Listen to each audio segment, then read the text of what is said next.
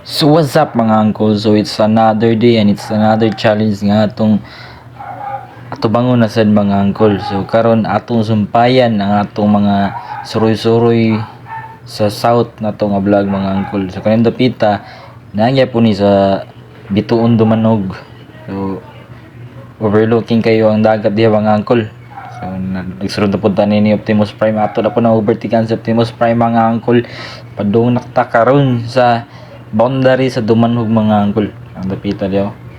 Ang sila gamay nga fish market diyo mga uncle. Kanan sa left side mga uncle, dagat na diyo mga uncle. So, super nice ang view mga uncle. Pwede ka diya ligo anytime kay it's a public.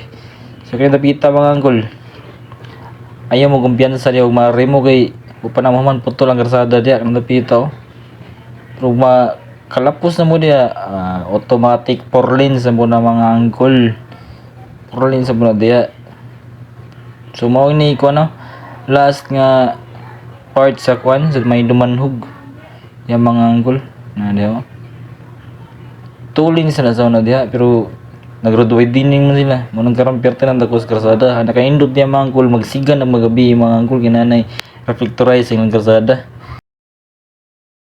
as usual mga uncle kanang kilid diya dagat na dool niut sa kang view diya mga uncle diya kanang diya naay kananan diya nga dako mga uncle kanang mga bus pwede mo stop over diya so kani mga uncle mo ni last